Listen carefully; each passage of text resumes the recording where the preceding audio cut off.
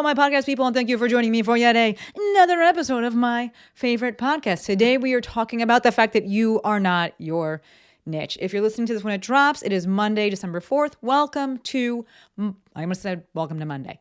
Welcome to December. We're going to hop right on in because I am quite fired up about this. And I'm seeing a lot in the space, and by a lot, I mean I'm seeing things from Alex Hormozi, and he has a big following, and some of my people follow him, and I'm like, let me actually say something. Actually, before I say something, because I'm looking at my little outline, I do have a little announcement. Because y'all know we batch the episodes. I batch the episodes. I record them way before. And anyway, today when I'm recording it, it is November 27th, and I just got back 2 days ago from the East Coast. Went there for Thanksgiving. It was so good. So good. Just it's my favorite holiday. But this year my aunt came and her husband, Uncle Chuck, but also Lex came this year. And her parents came. And it was just so fucking good. It was the best. But on Saturday, I was supposed to drive to Summit, where I'm originally from, and go to my 20-year high school reunion. Spoiler, didn't go because the goddamn reunion was actually on Friday. I missed my 20-year high school reunion. Missed it. And here's how, right? Because I actually got some DMs. People were like, basically kind of like, I do this too. And I was like, no, we're not the same. I don't do this. What happened was I planned this last year with my girl Jana, and she actually is the one who was in charge. She's self-appointed, ran the... What's the word? Organized. That's what I'm looking for. Organized the reunion. And we had decided it would be Saturday. She said, how is the Saturday after Thanksgiving? And I was like, perfect. So I put it in my calendar. And I didn't think twice about it. There was a Facebook group that was made. And after we had decided on that date, she had to change the date to Friday. I never looked at the date because we decided, and I was talking directly to the event planner, that it was on Saturday. And I had messaged her a few times and was just like, hey, I'm getting my ticket. Not my ticket, excuse me. I'm booking the hotel because it's not by where my sister lives anymore. Booking my hotel, we're definitely on. And she was like, yeah, we're definitely on. And then they had to change it to Friday. So I missed it. So yes, she did actually, in Jana's defense, not that it's Jana's fault, but to Jana's credit, she did actually try to FaceTime me on Friday. I was watching movies with Lex and the family. And I was like, oh, I saw the call later and I was like, oh, she probably just wanted to probably went into town early and was with people and was just FaceTiming me. I did not think that she would be FaceTiming me to be like, where are you? The reunion is now. I wouldn't have been able to make it anyway because it was late when she called and it's like a 2.5 hour drive. But I missed the reunion and yeah, it is what it is. But the trip was still great and we got to come home a day early because I changed the tickets, came home a day early, which I fucking just loved because I love being here. I love living here, and so that was kind of sucky, but also got to come home early, have a day with Rupert without Moose, which was nice for an evening, and dinner the next day with Rupert without Moose, which is nice, really nice for Rupert. So it was great, and I continue to love living here. And yeah, that's the update on the 20-year high school reunion. I can't even believe it. But anyway, today's episode, we're talking about the fact that you are not your niche. And like I said earlier, this is inspired by posts that I've been seeing from Alex Hormozi. Perhaps you have no idea who he is. That's fine. Yes, I also realize that for those that don't know who he is, I'm bringing attention to this, but the attention's already there anyway. I think a good number of people in my audience do know who he is. I've spoken about him in the past. He's a massive platform. And I'm seeing posts and I'm seeing people share posts. I'm seeing people like posts because, on Instagram, you can see who likes what.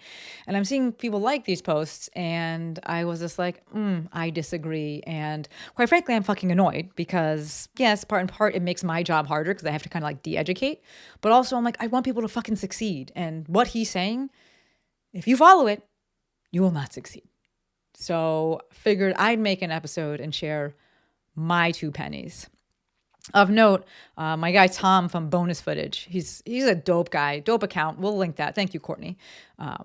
He shared a post, I don't know, a few months ago that said, the best way to complain is to make something. And I was like, fuck yeah. He heard it on a podcast, he shared it, and I heard it from that clip. And I was like, yeah, so I am making something. And here's a soft suggestion for you to do the same. Something bothers you, don't just complain about it. Go make something. All right? Go and actually create something, spread your 2 pennies, share your 2 pennies on the matter. So in Hormozi's post, or rather, let me just read his post. That it was a tweet that he screenshot turned into a reel. And the tweet read, Rogan talks about aliens, comedy, fighting, politics, biohacking. The Rock has WWE, movies, football, fitness, tequila.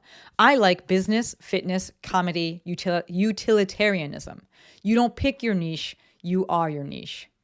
Wrong. That is wrong. He is confusing and conflating niche, and knowables. They're different things. There's some overlap, but they're different things, right? Knowables are the things that people find memorable and interesting about you, oftentimes things that you are simply interested in.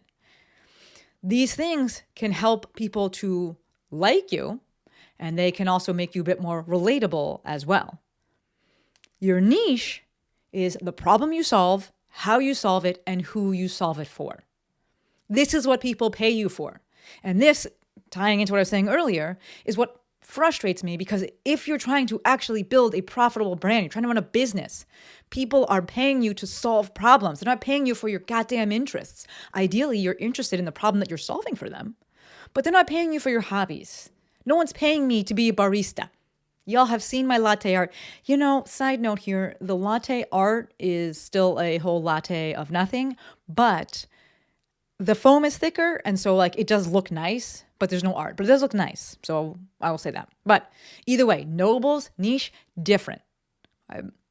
Yes, we can see some overlap, some minor overlap, which is why I use the term conflating, which conflating means combining two or more ideas into one.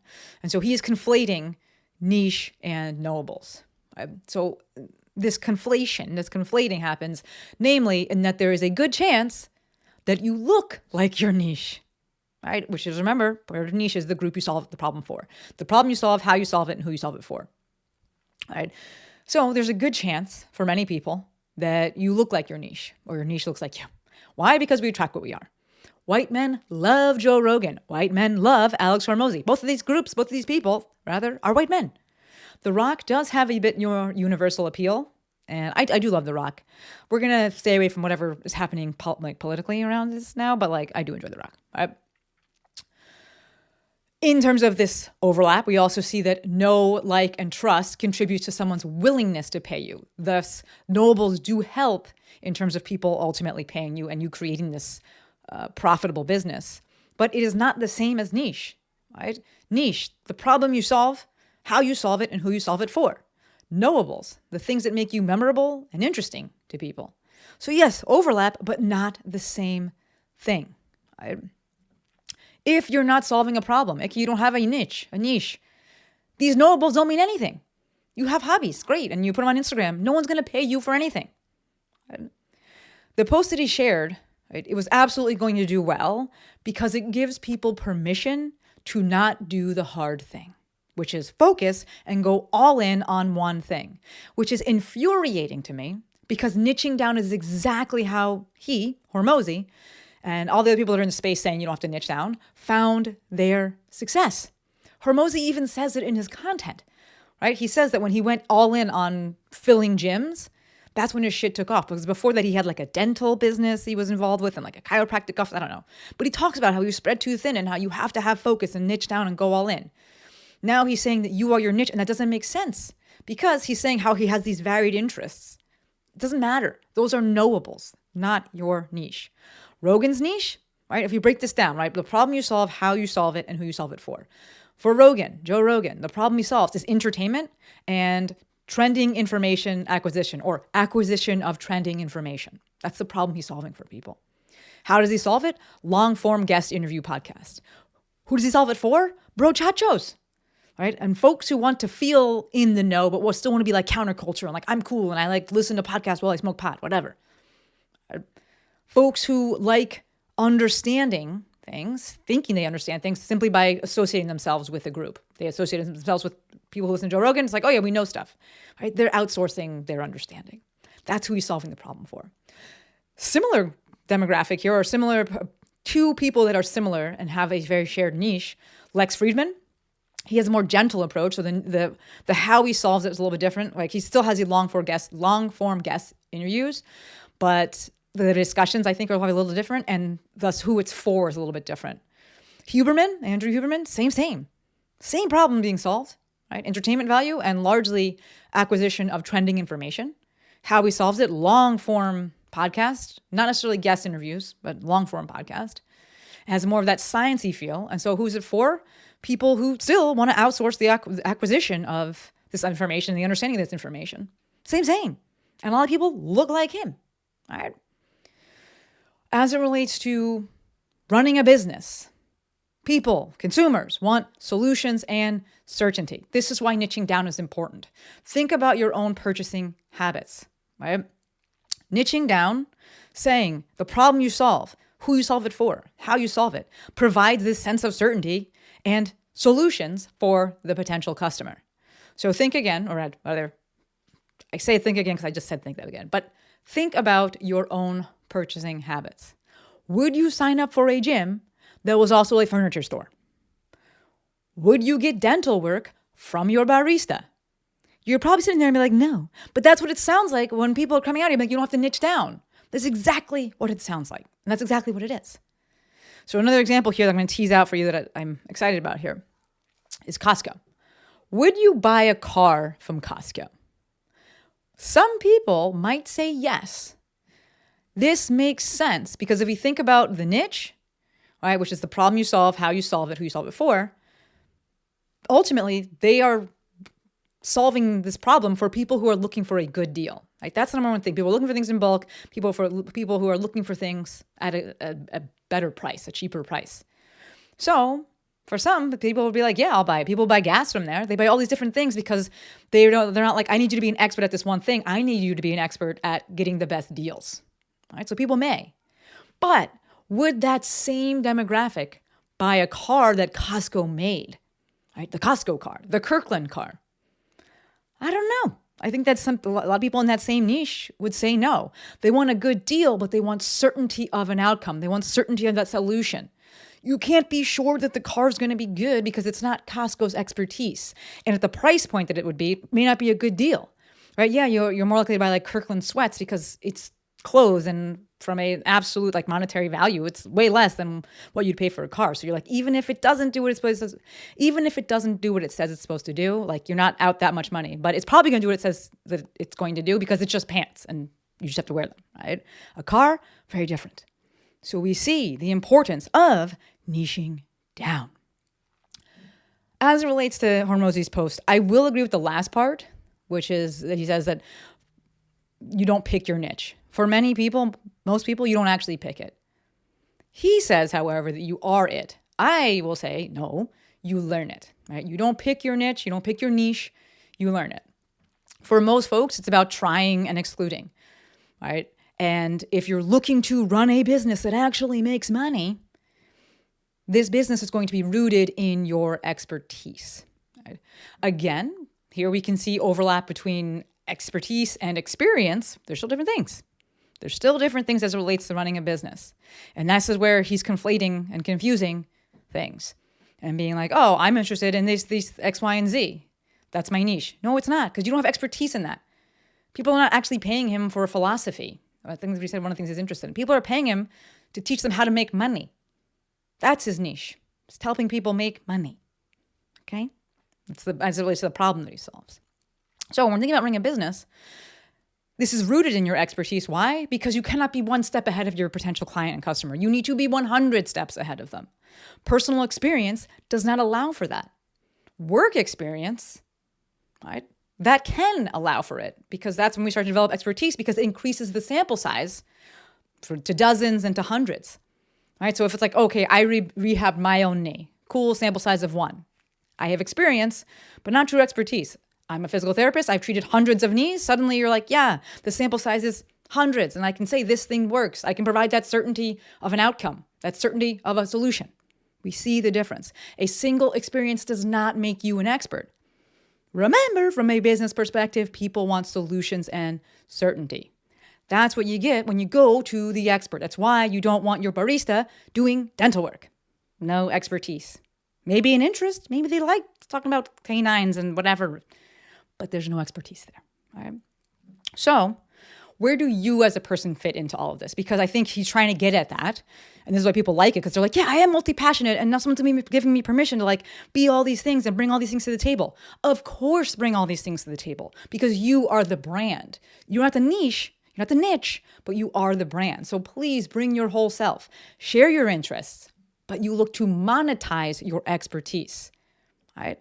And hopefully you are interested in your expertise.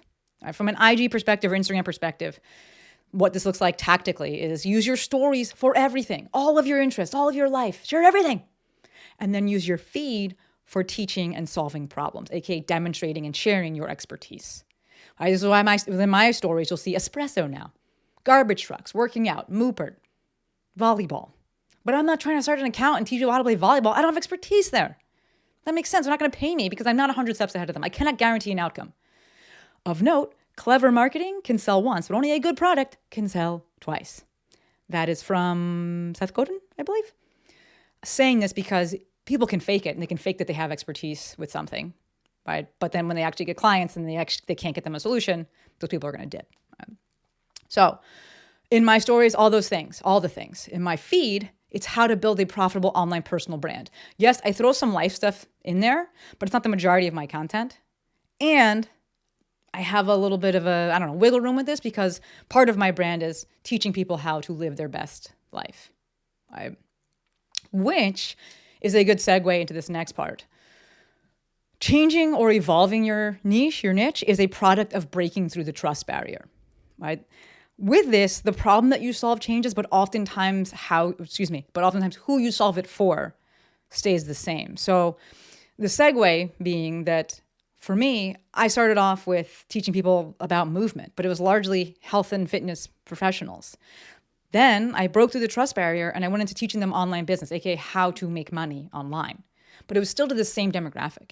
And yeah, I would really love to kind of push more into the lifestyle side of things. And that's what I'm doing, right? How to actually build your best life. And kind of, I'm not sure, it's not fully formed kind of what I want to do with that, but like we see that that's already a big part of my brand. And the reason that I can change this part of the niche and I can evolve it and I can change the problem that I'm solving is because I've broken through the trust barrier, and that demographic is still, they're coming with me, right? It's staying the same and they're coming with me, which is what we saw with, what is his name? Gary Vee, right? Started off in wine and now he's doing lifestyle stuff, right? We're seeing it with Hormozi. He started off in this purely like the gym fitness space, and now he's doing online business and teaching online business, and who knows what he'll go into after that, right? You break through the trust barrier and people, it's largely the same people that come with you, right?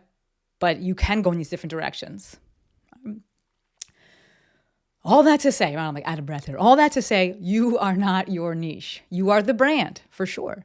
Your niche is the problem you solve, how you solve it, and who you solve it for. Your knowables are the things that people find interesting and memorable about you.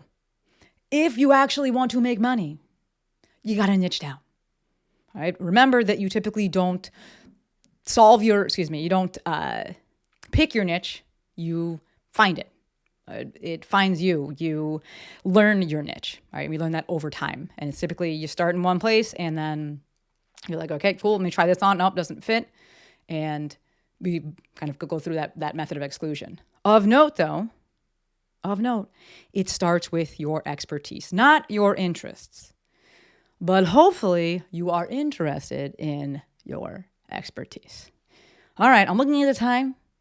I'm going to cut it here. No new reviews or anything to read. I know some people have submitted. It just takes a little time for them to upload, but thank you for listening. I know you're listening. I had a call to interaction, last episode, 2 episodes ago, and y'all took me up on it. And you're in my DMs, and you're telling me that you've been linging. That's listening and binging. This is linging. You've been listening, you've been binging, and I'm truly grateful. So all that to say, y'all are the real MVPs. All right. That's all I got for you. As always, endlessly appreciative for every single one of you. Until next time, friends, Maestro out.